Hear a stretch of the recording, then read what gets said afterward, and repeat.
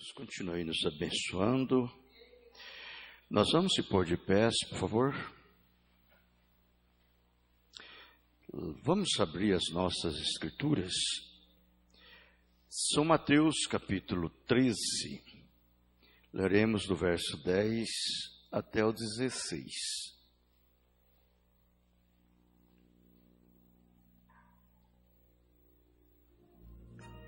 São Mateus capítulo 13, verso 10 ao 16.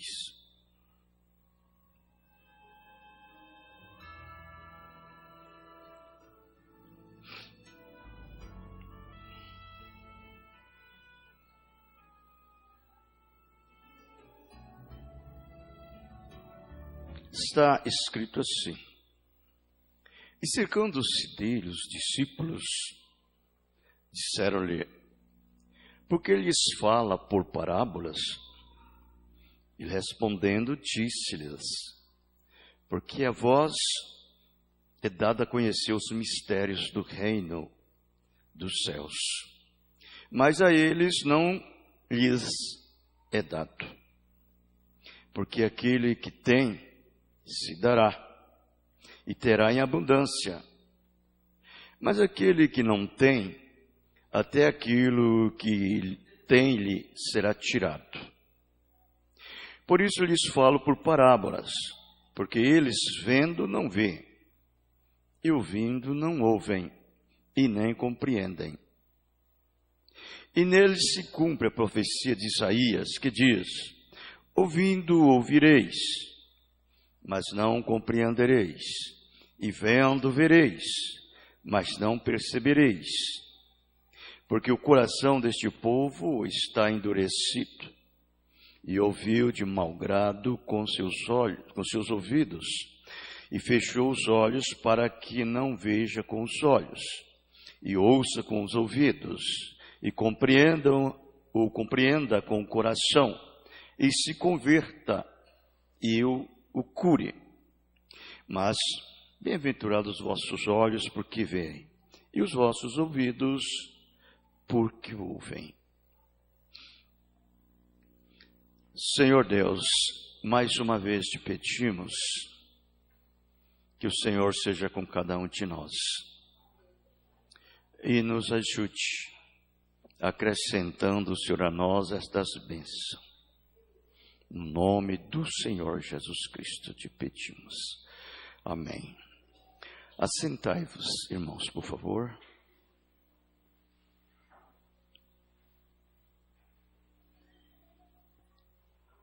Agora, nós vamos buscar isto desde o princípio, para nós obtermos, na verdade, o que é a realidade do que Deus está falando quanto essas duas características de pessoas: a que vê e a que não vê. Nós temos e sabemos com toda confiança que uma pessoa que é cega, ela já é cega e não pode ver. E uma pessoa que vê é a que vê. Isto é verdade. Agora, para Deus a cegueira não é física. Para Deus a cegueira é espiritual. Deus não trata com isso na carne, no sangue. Ele trata no espírito. E quando se trata a respeito disto, aí então vem aquela diferença entre as duas sementes, que é exatamente tratando-se de semente. nós vamos ver que Satanás, por sua vez, ele desejou muito mesmo ser como Deus, para poder habitar e fazer do homem o seu lugar de morada, como Deus faz. Agora, ele não conseguiu isto da maneira que Deus conseguiu. Então ele se perverteu. Nós vamos ver que ele se perverteu. As pessoas, a criação de Deus, para alcançar o seu desejo que ele tinha. Para podermos ver exatamente por que Deus fez essa separação entre a raça humana. O profeta, ele fala em Atos capítulo 7, o verso 51, ele diz: homens de dura cerviz, circunciso de coração e ouvido, vós sempre resistes ao Espírito Santo, assim vós sois como vosso Pai. Vejam, então, você vai ver que essa qualidade de pessoas, ela é de uma classe diferente de pai. Agora, não de religioso. Ele é religioso. Porque quando o Espírito Santo falou estas palavras, ele estava direcionando estas palavras a religiosos. E jamais Deus falaria isto para um filho dele. Jamais. Deus não fala. Deus fala para os filhos do diabo. Mombrana diz assim: Satanás tem sabido isso todo o tempo. A mensagem era de Éfeso, parágrafo 113. Ele também quer morar no homem assim como faz Deus. Você vê aí? Por isso, se você abrir um pouquinho, em outras palavras, aguarda para ele entra. Isso é verdade. Não é mesmo? Ele já está com aquela gana decisiva de morar nos seres humanos. E ele não se preocupa muito com o que é dele. Ele está preocupado com aquele que não lhe pertence. Por isso que nós vamos observar uma coisa, que não existe tais coisas como meio. Meio filho, meio crente, meio santos. Não existe. Deus não faz meio filho. Deus não faz meio santo. Deus não faz meio justo.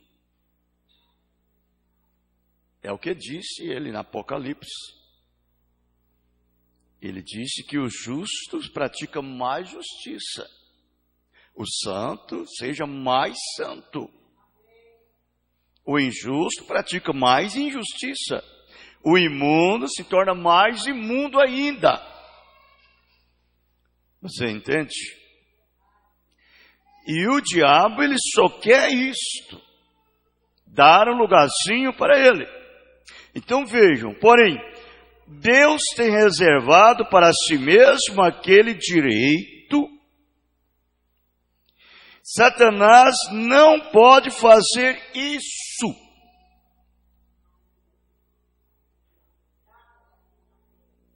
Aleluia.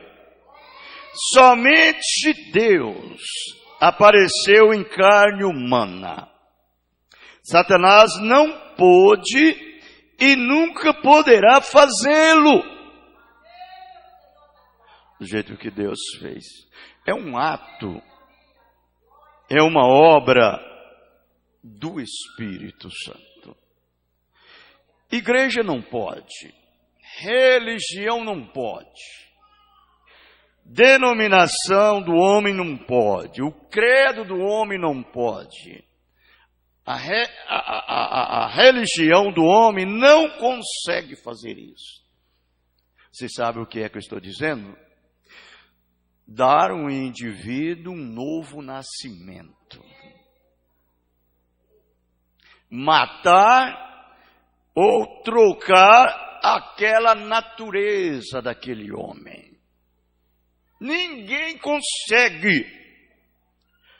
Esse só Deus pode fazer.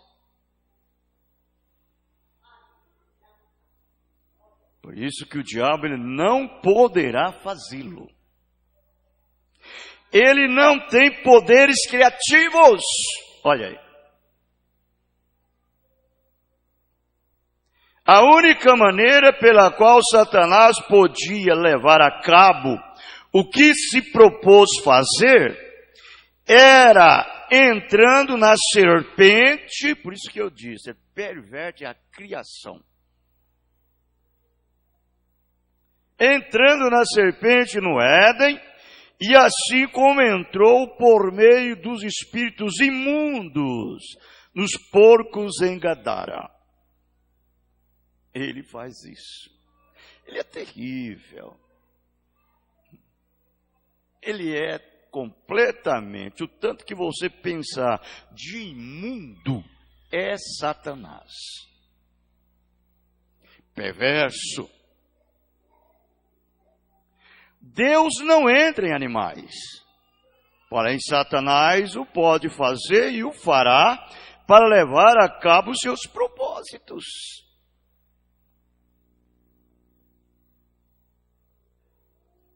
Ele não pode ter um filho diretamente por Eva, como Deus teve por Maria. Assim sendo, entrou na serpente e enganou a Eva. Agora nós temos aprendido, eu acredito, eu não quero que você só aprenda isso aqui, no intelecto, mas que vocês tenham obtido uma revelação. Uma revelação. Qual foi a fórmula que Deus usou? A maneira que Deus usou para vir e entrar no homem. Não é mesmo? Ele não usou outra coisa a não ser o seu próprio poder criativo. Ele criou o Gênesis e criou o óvulo. Não foi assim? E tomou emprestado simplesmente um ventre de uma mulher. E quando ele criou aquele Gênesis e aquele óvulo, os dois se uniram e formaram aquele embrião, e aquilo dali então se multiplicou. Aí foi gerado. Você entendeu? Foi gerado. E aquilo se tornou o corpo de um homem. O homem, Deus. Jesus.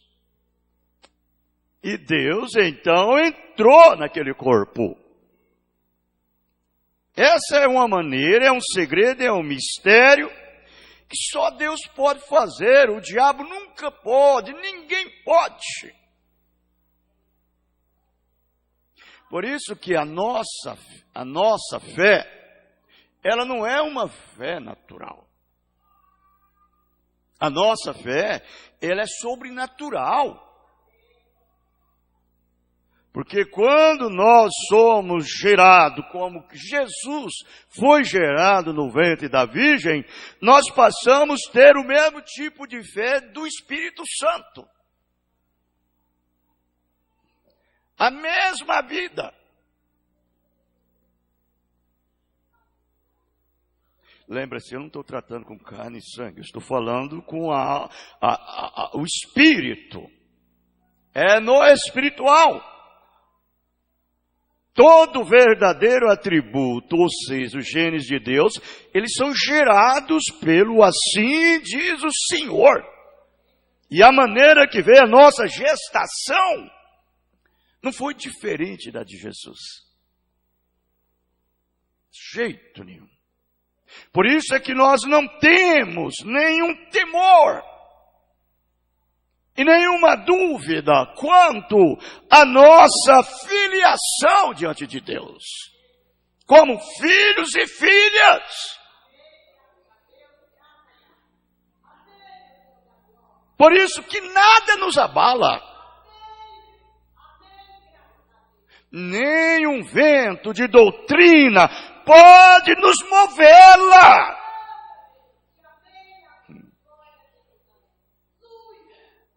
É a maneira que você veio. É a fórmula que Deus usou para te girar no ventre da palavra.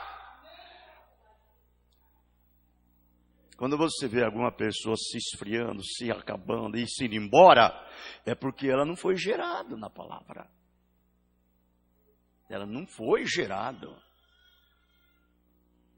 Talvez ela tentou entrar pelo tabernáculo da fé, tentou entrar por uma denominação, tentou entrar por uma religião, tentou entrar pelo seu próprio sistema. E não funciona.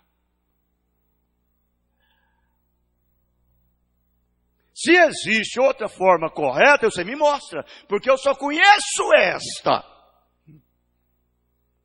É vindo através do ventre da palavra, sendo de novo gerados. Por isso que cada um de nós estamos supostos, irmãos, a manifestar Cristo. Deus. Como Jesus, ele disse, o Pai que me enviou, eu faço as obras do meu Pai. E o Pai me ama, porque eu faço aquilo que lhe agrada. Aleluia! Coisa boa. Você não é um cego, você tem visão. Agora vejamos isso. Satanás, ele seduziu por meio dela. Satanás teve um filho substituto.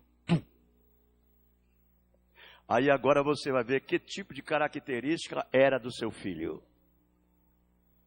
Veja que tipo. Por isso que nós devemos ser amável, benignos, compassivo, amoroso, dóceis e amar a Deus acima de tudo. Não é mesmo? Essas são as qualidades de filhos. Filhos e filhas de Deus.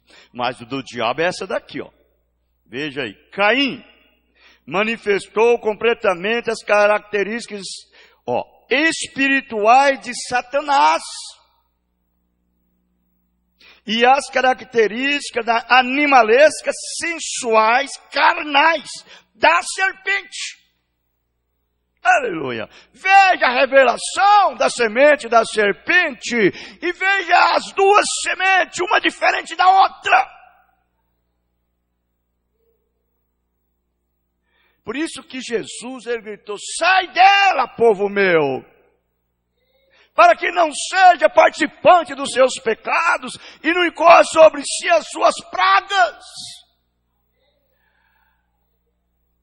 Ele exige uma completa e perfeita separação. E é Ele que dá a cada filho essa separação. Não é você que faz, não sou eu, é Ele. Ele dá a você esse novo nascimento.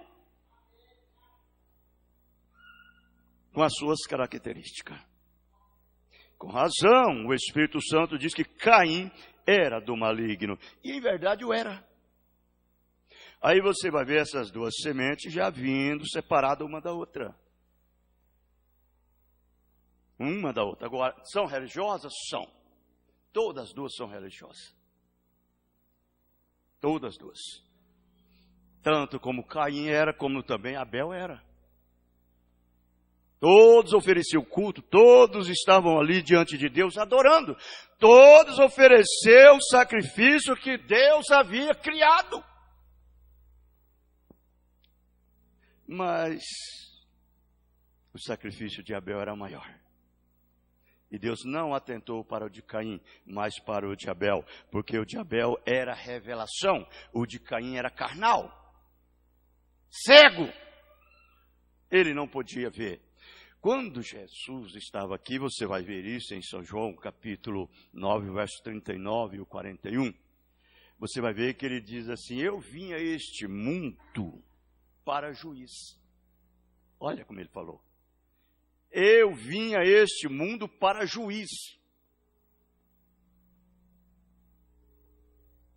Agora, o juiz é o que julga. É o que julga. Ele diz, para o que é cego, vê. E o que diz que vê, seja cego. E aqueles que estavam em torno dele, os fariseus e sacerdotes, perguntou para ele, e nós somos então cegos? Ele disse, se vós não fosse cego, vós via. Mas porque vós disse que vedes, morrereis em vossos pecados. Vê. Agora, ele nos julga. Nós somos julgados por Deus. Nós não somos julgados por nenhum homem. Você acha que nós estamos aqui na igreja para ser julgados por algum homem? Para começar, nenhum verdadeiro cristão quer julgar ninguém. O próprio Jesus disse, não julgueis, para que não sejais julgados. Não, quem nos julga é essa palavra que nós estamos ouvindo. É Cristo que nos julga, correto?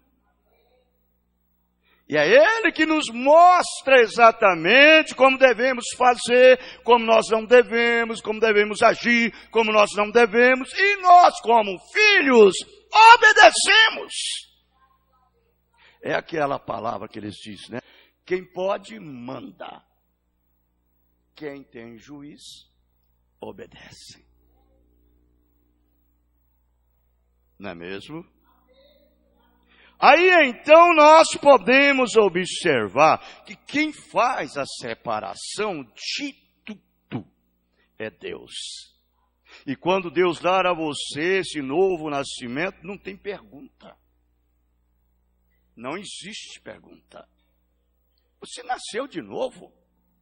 Todo mundo sabe, uma criança nasceu, veio ao mundo, é uma nova vida que veio.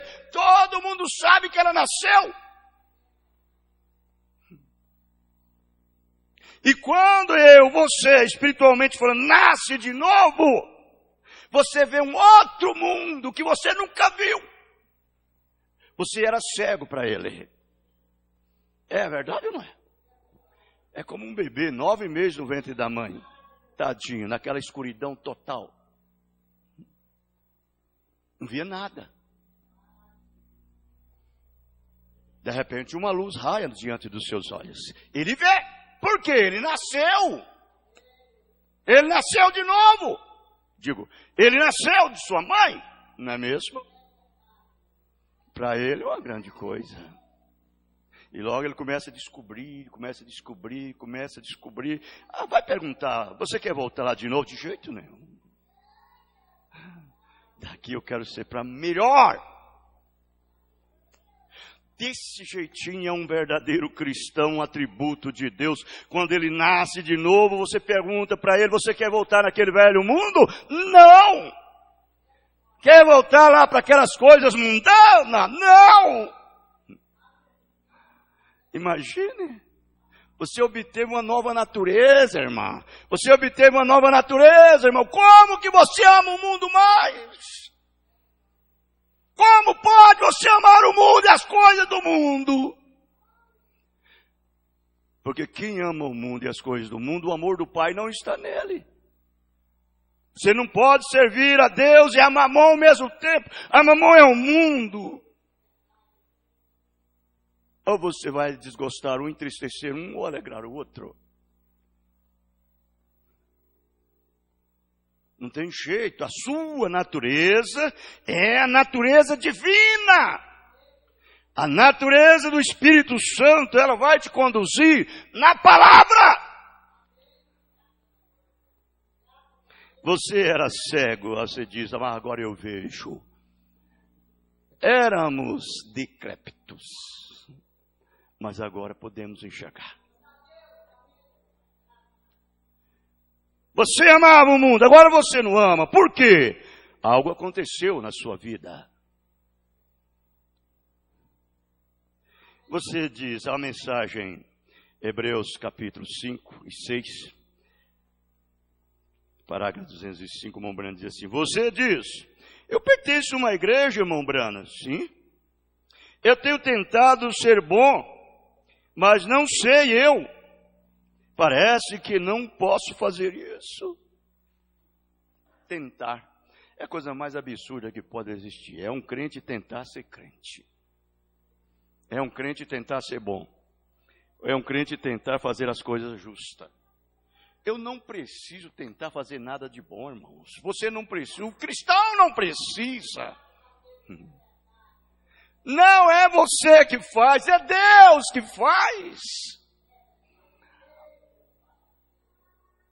Outros dizem, mas eu tenho tentado obedecer, eu tenho tentado fazer isso, eu não consigo. É por isso que você nunca conseguirá, porque Deus não aceita que ninguém lhes ajuda.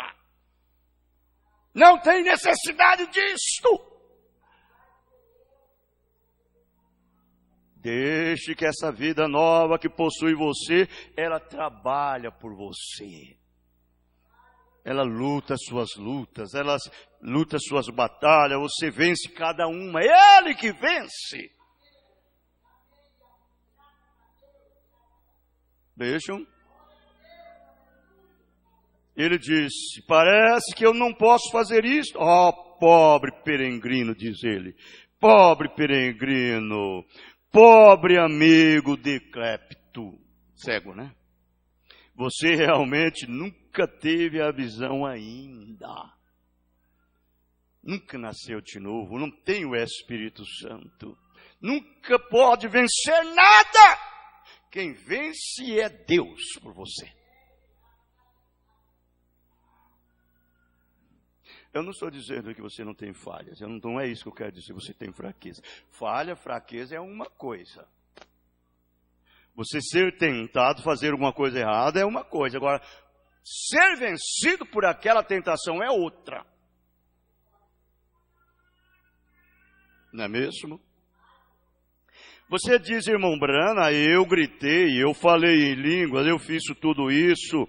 Isto pode ser verdade também. Tudo bem. Nada para dizer contra isto. Mas, meu caro amigo, perdido. Mas para falar em línguas, ou balançar, ou estreitar a mão, ou ser batizado, aquilo tudo bem. Mas conhecê-lo é conhecer uma pessoa. Conhecê-lo é vida. Você diz, eu conheço a Bíblia. Muito bem. Bem, conhecer a Bíblia não é vida. Conhecê-lo, pronome pessoal. Conhecê-lo, Cristo. Isto é conhecer que Ele te perdoou. Amém. É uma obra abstrata que você tem para com Deus de amor. E você ama Ele tanto que você nunca gostaria de desagradá-los. E você o faz aquilo. Por quê? Não porque você quer fazer, porque Ele já fez por você. Por isso Ele disse, primeiro Ele nos amou, para que nós pudéssemos amar Ele primeiro. Deus deu a sua vida por nós, para que então nós pudéssemos amá-lo. Sendo ainda ímpios, pecadores, incrédulos, repróbados, Deus pagou um preço por nós, provando assim para nós o amor que Ele tem por nós. E quando Ele nos cruzou o nosso caminho, então Ele mudou toda a nossa vida. Aí agora não é você que ama, é Ele que te ama. E simplesmente você dá de volta o que Ele fez por você. O que Deus quer de nós?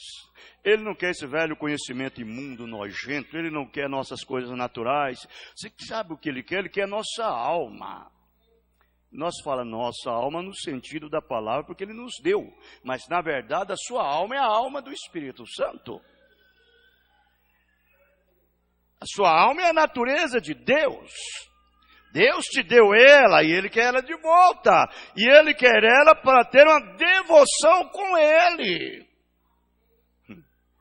Não é para servir o mundo. E se você quisesse servir, você não conseguiria. Você já imaginou você com essa natureza divina morando dentro de você? Você é o homem de dentro, é o Espírito. Ele dentro de você, morando ali. Você acha que você teria sede do mundo? Fome das coisas do mundo? Você tem sede de Deus. Você tem fome de ser como Ele. É a natureza.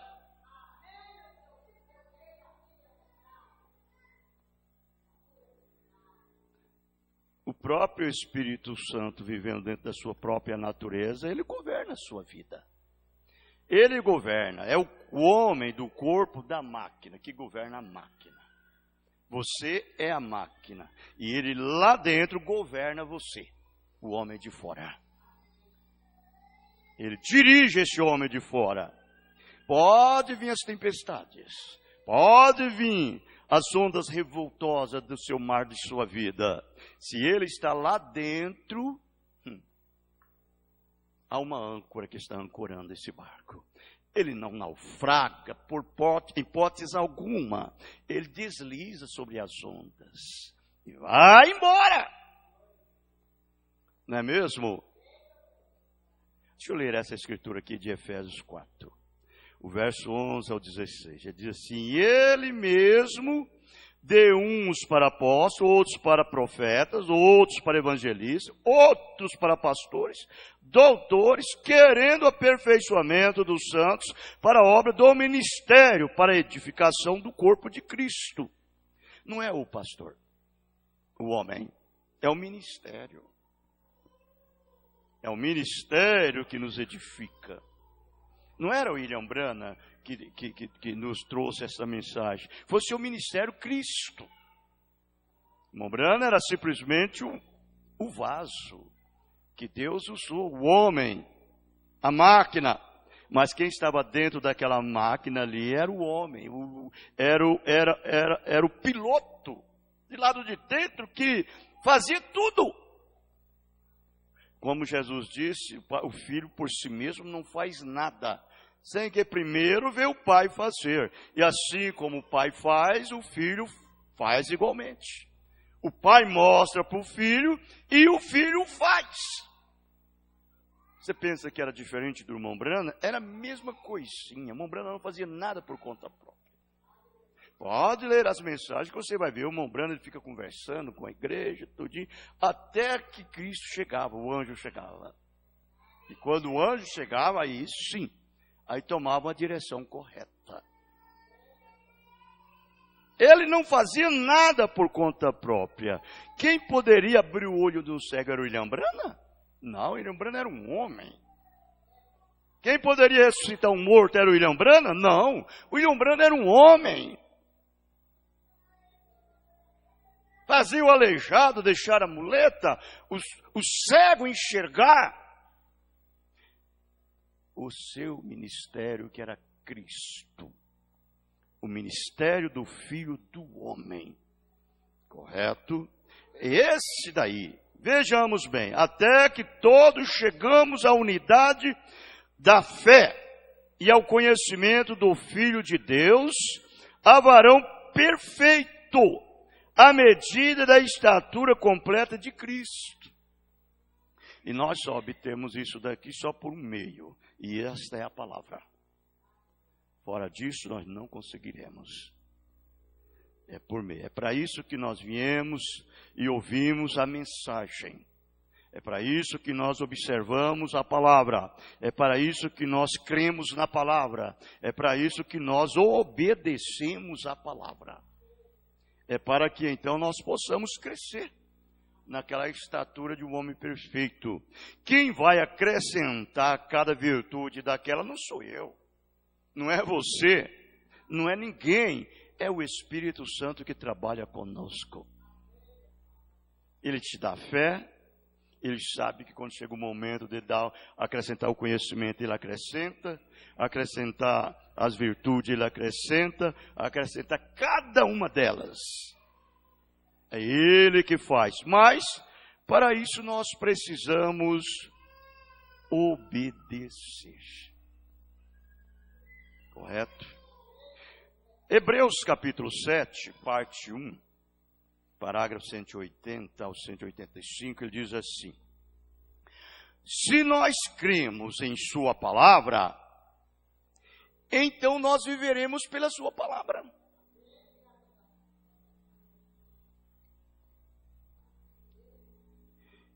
É nosso dever.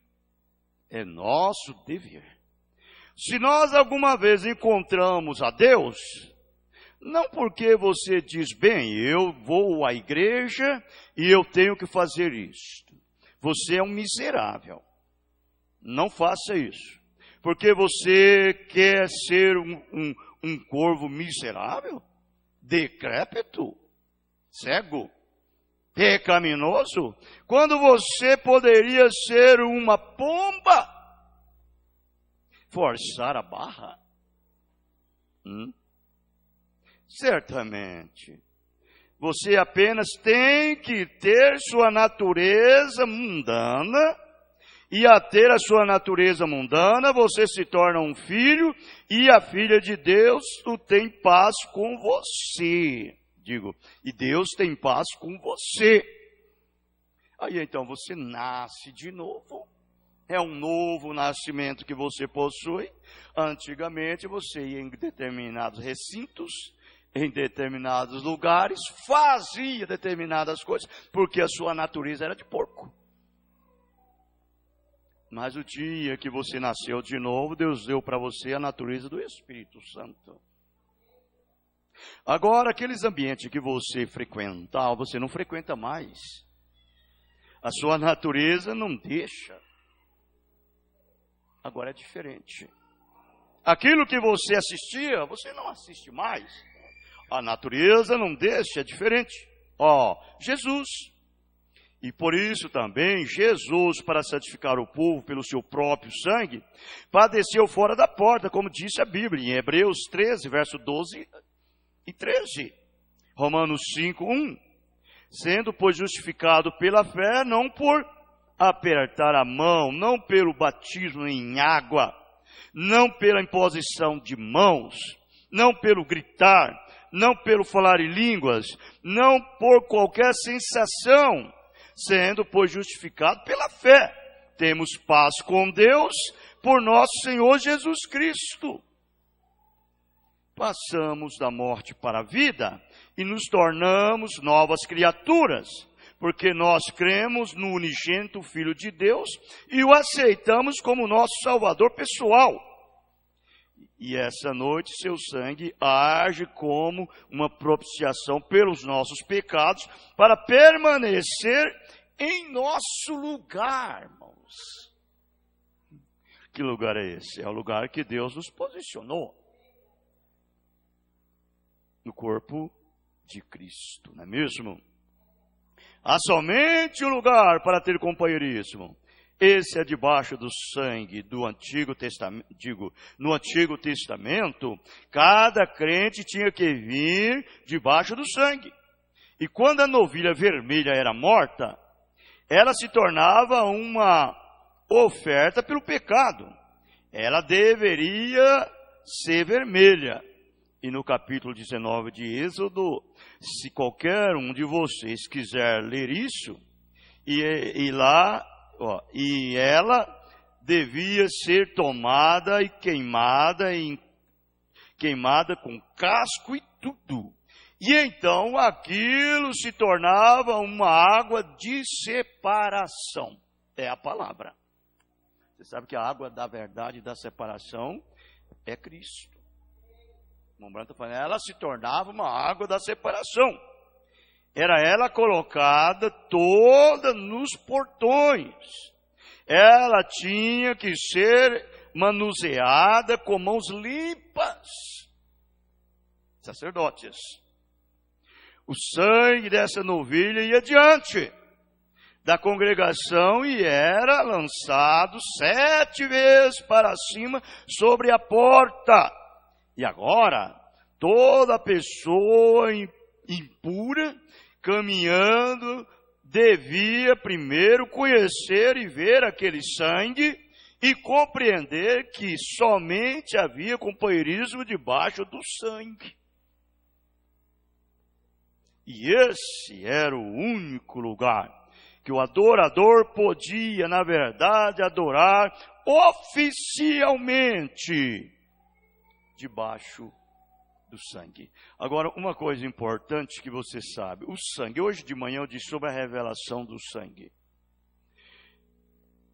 Nós oramos, claro, nós pedimos a Deus, Senhor, não tire debaixo do seu sangue, me proteja sobre o seu sangue.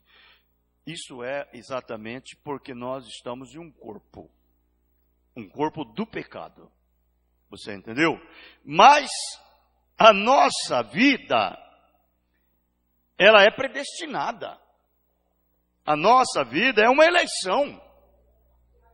E o eleito, ele nunca sairá debaixo do sangue.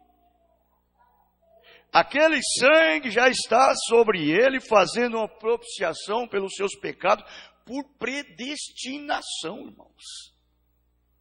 Você pode observar que quando o cordeiro foi predestinado para ser sacrificado, isso foi quando? Foi antes da fundação do mundo. Não é mesmo? Ele predestinou o cordeiro e escreveu o livro do cordeiro e viu também o nosso nome por predestinação e colocou também no livro da vida do cordeiro. E ele já via cada filho debaixo do sangue daquele cordeiro sacrificial. Por quê? O seu nome estava escrito no livro da vida do cordeiro.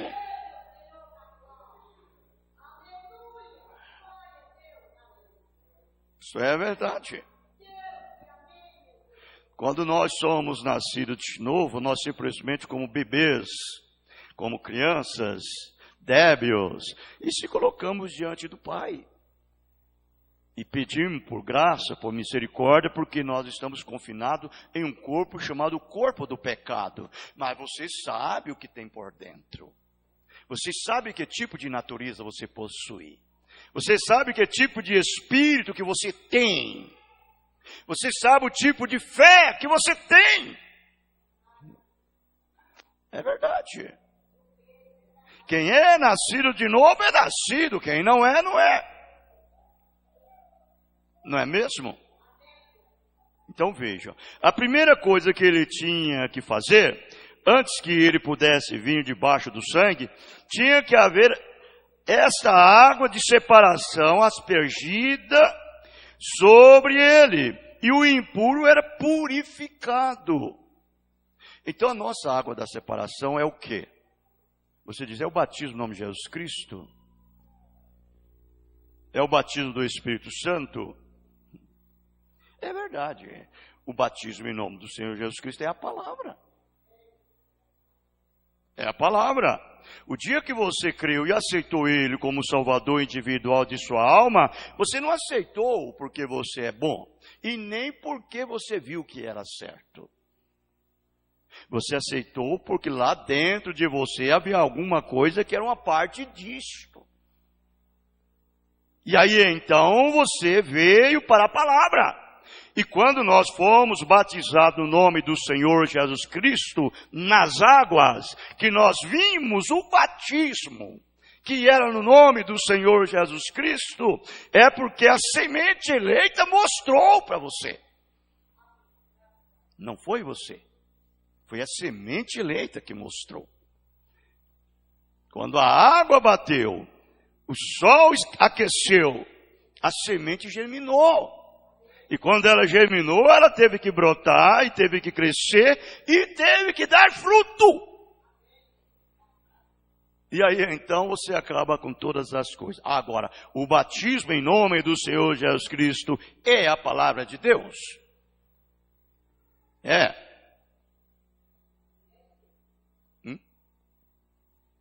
É a palavra de Deus?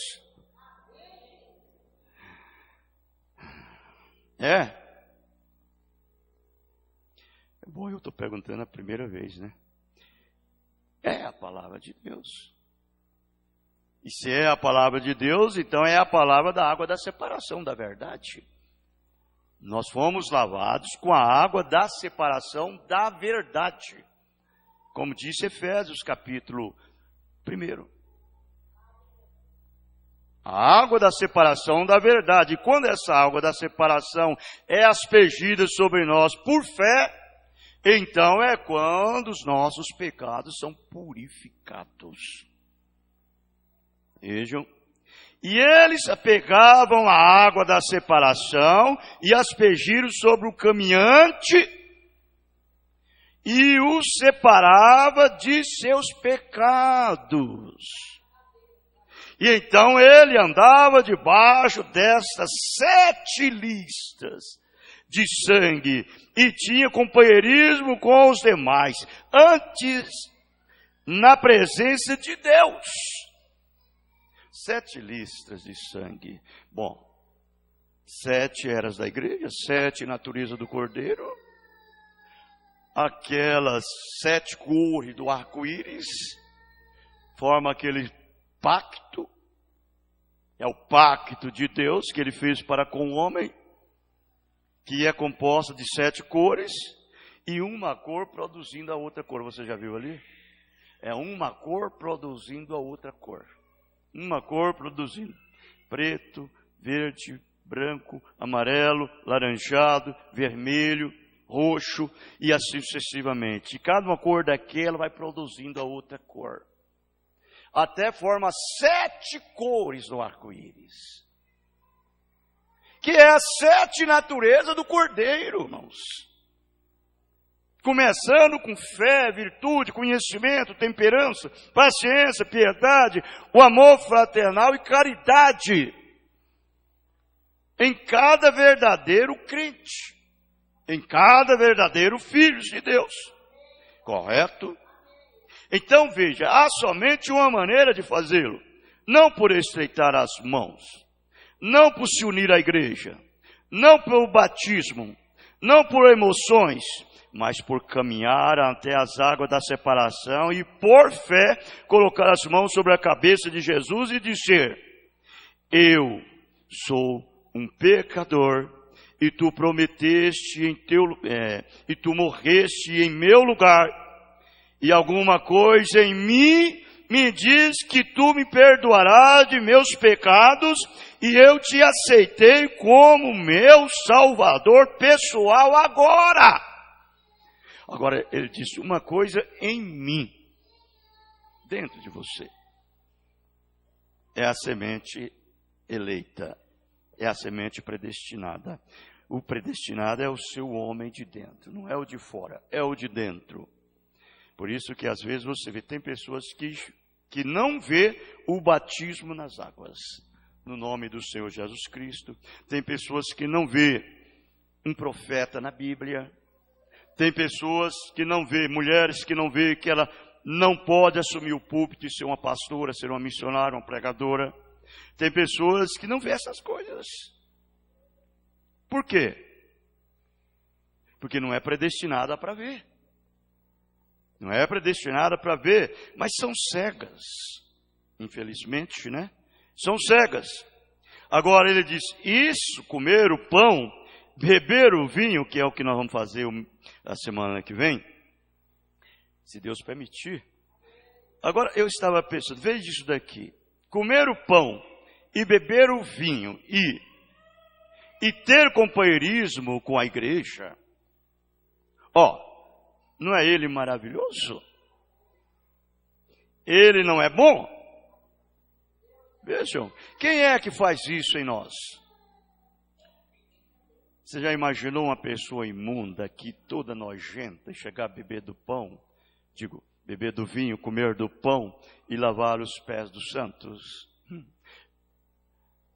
Você tem vergonha por ela. A sua vida tem que estar sob o sangue, lavado e santificado e provando que você mudou a sua vida. É nascido de novo, é nascida de novo, e que tem o Espírito Santo te conduzindo. É um vencedor, porque o Mombrana diz que o dever de todo vencedor é tomar da ceia. Se ele nunca venceu, ele disse, ele não deve tomar. O vencedor deve tomar da ceia. Ele disse, Abraão venceu e vinha com um troféu na mão. Então ele diz, Melquisedeque teve que ministrar a ceia para ele, porque ele era um vencedor. E ele disse, depois Jesus veio, estabeleceu a ceia, organizou a ceia para a igreja, para todos aqueles vencedores. E ele ministrou a ceia. E ele disse, assim como eu fiz, façais vós também. Sede os meus imitadores. Foi o que disse Paulo, como eu sou de Cristo. Então, você tem um direito de tomar a ceia, desde que você identifique inteiramente com a palavra. Não através de você mesmo, mas por meio do Espírito Santo na sua vida. Correto? Vamos cantar o hino e nós encerraremos.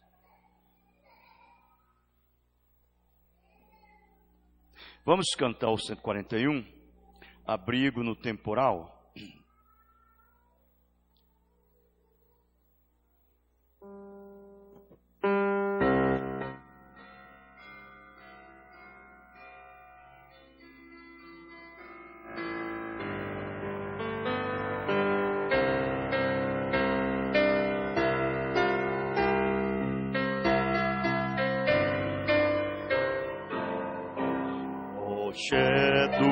Forte é o meu Senhor, refúgio na tribulação. Constante é firme, amparador, refúgio na tribulação. Cristo é nosso abrigo no temporal, no temporal, no temporal. Se Cristo é nosso abrigo no temporal, refúgio na tribulação. Lugar de sombra no verão, descanso na tribulação. Vigia fiel na escuridão, descanso na tribulação. Cristo é nosso abrigo no temporal, no temporal, no temporal. Se Cristo é nosso abrigo no temporal, refúgio na tribulação. Piloto bom no bravo mar, consolo na tribulação. Ancorador singular, consolo na tribulação.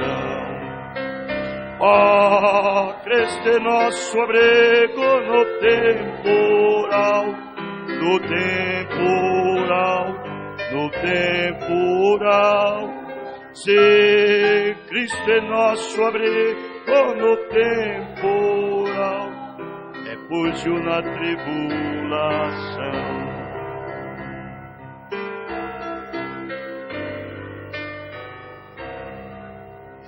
Amém.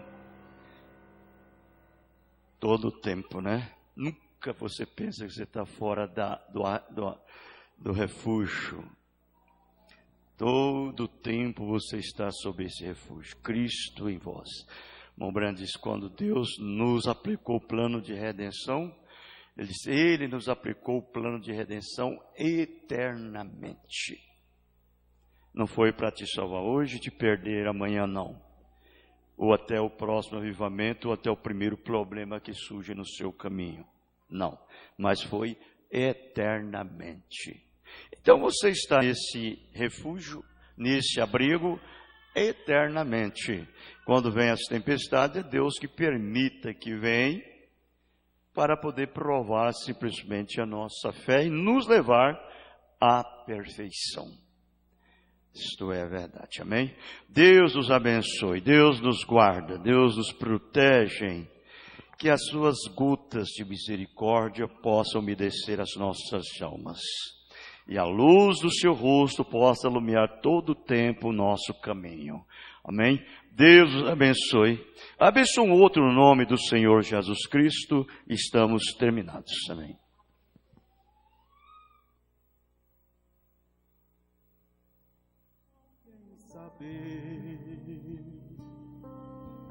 Quanto é grande o seu poder, como é bom alguém saber, como é grande o seu poder.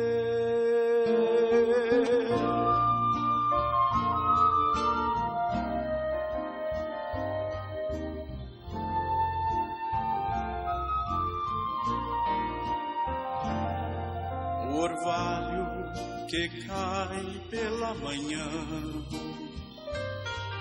me fala do poder do grande Deus, e o vento que sopra de mansinho me fala do poder do grande Deus. Quando ouço o cantar dos passarinhos, tão felizes em seus ninhos, anunciando o amanhecer, posso ver na pureza do seu canto, no poder do Deus que é santo, dominando meu viver. Como é bom alguém saber quanto é grande o seu poder. Como é bom alguém saber como é grande o seu poder.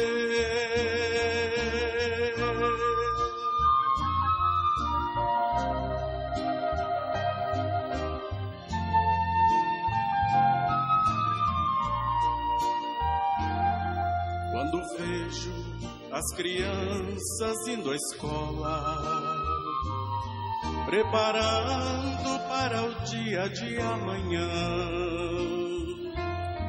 nisto vejo o poder do Deus que fala, que eu também me devo preparar,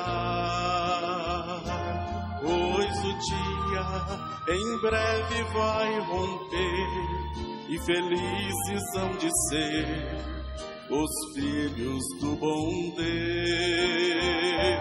que fizeram a vontade de Jesus e andaram em sua luz, num céu lindo vão viver. Como é bom alguém saber quanto é grande o seu poder.